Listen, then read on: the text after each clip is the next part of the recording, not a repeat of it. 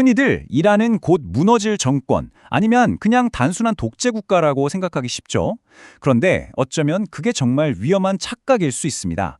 오늘 이 자료를 통해 우리가 전혀 몰랐던 이란 분쟁의 진짜 속살을 한번 들여다보겠습니다.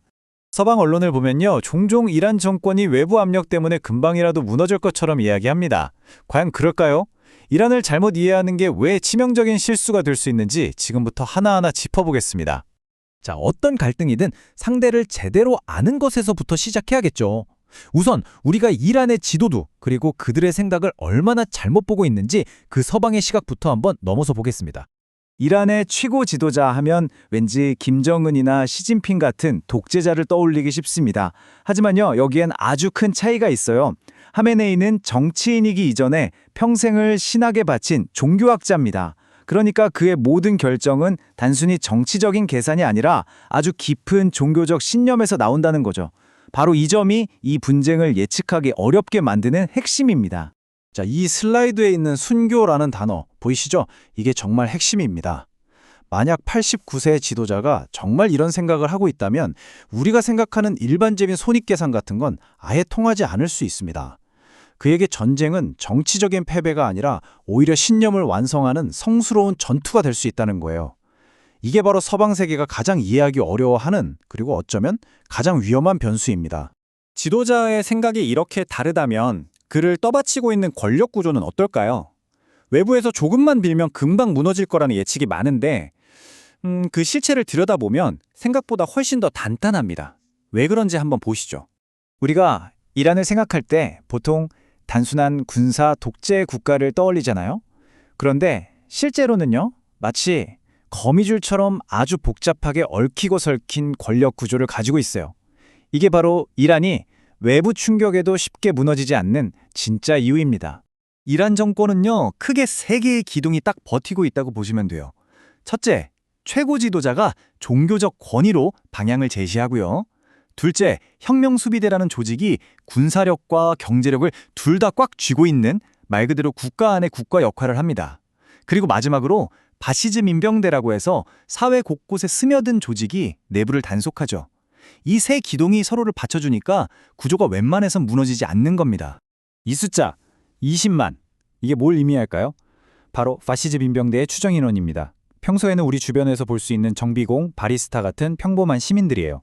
그런데 유사시에는 무기를 들고 정권을 위해 싸우는 가장 충성스러운 세력으로 변하는 거죠. 이러니 정권이 외부의 공격뿐만 아니라 내부의 저항까지도 효과적으로 통제할 수 있는 겁니다.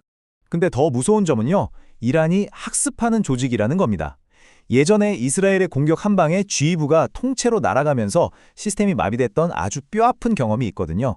그 이후로 이란은 완전히 달라졌어요.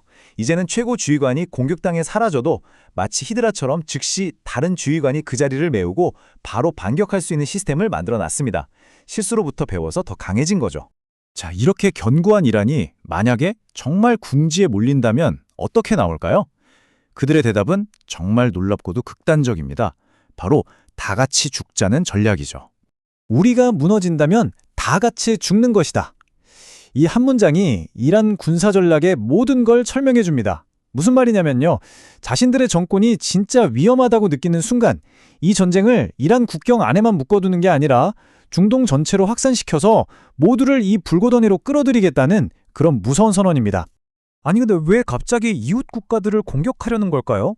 이게 그냥 막무가내 공격이 아니에요. 여기 아주 치밀한 계산이 깔려 있습니다.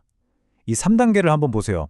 1단계, 주변 걸프 국가에 있는 미군 기지들이 이스라엘의 눈과 귀가 돼서 미사일 정보를 다 넘겨줍니다.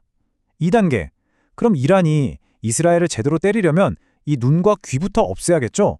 3단계, 그러니까 결국 주변 미군 기지를 먼저 무력화하는 게 이란의 최우선 과제가 되는 겁니다. 아주 냉정한 전략적 판단인 거죠. 그렇다면 이란이 눈을 멀게 하겠다는 그 구체적인 타겟은 과연 어디일까요? 전장이 어떻게 중동 전체로 순식간에 넓어지는지 그 지도를 한번 들여다보겠습니다.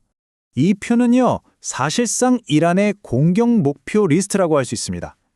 딱 보면 명확한 패턴이 있어요. 미군 공군 기지가 있는 카타르, 이스라엘과 친한 아랍에미리트, 내부 분열을 조장할 수 있는 바레인, 그리고 미국의 지상군이 들어올 수 있는 유일한 통로인 쿠웨이트까지. 모든 목표가 미국의 군사력을 약화시키거나 이 지역의 동맹을 흔들기 위한 아주 뚜렷한 전략적 이유를 가지고 있습니다. 자, 이제 시야를 확 넓혀서요. 이 길고 복잡한 분쟁으로 인해 과연 누가 진짜 이득을 보고 있는지 그 큰 그림을 한번 분석해 보겠습니다. 미국이 이란을 상대로 온갖 최신 군사자선을 배치하고 전략을 펼칠 때마다 저 멀리서 이 모든 걸 하나도 빼놓지 않고 지켜보며 기록하는 경쟁자가 있습니다. 네, 바로 중국이죠. 미국은 지금 자신의 모든 군사적 카드를 테이블 위에 다 펼쳐놓고 보여주는 셈입니다. 이 복잡한 싸움판에서 진짜 미소 짓고 있는 건 따로 있습니다. 바로 직접 싸우지도 않는 중국이에요. 미국이 중동이라는 진흙탕에 빠져서 허우적대는 동안 중국은 가만히 앉아서 미국의 군사력, 전략, 약점까지 모든 걸 학습하고 있는 겁니다. 이게 바로 어부질이 아니겠어요? 이 파급 효과는 중동에서 끝나지 않습니다. 미국이 이란에 집중하는 동안 정작 더 중요한 태평양 지역에선 힘이 빠지게 되죠. 중국은 이 기회를 놓칠 리가 없습니다. 미국의 전력을 분석해서 미래에 있을지 모를 대만 시나리오에 대비하는 거죠. 심지어 미국의 오랜 동맹국들마저 미국을 계속 믿어도 되나? 하고 의심하기 시작합니다. 그러니까 이란과의 분쟁은 전 세계 힘의 균형을 통째로 뒤흔드는 거대한 도미노의 첫 조각일 수 있습니다. 결국 이란 분쟁은 단순히 중동만의 문제가 아닙니다. 미국은 자기 패를 다 보여주고 있고 중국은 그 패를 다 읽고 있는 바로 지금. 이 거대한 판이 앞으로 전 세계의 힘의 균형을 어떻게 바꿔놓을까요? 오늘 우리가 함께 진지하게 던져봐야 할 질문입니다.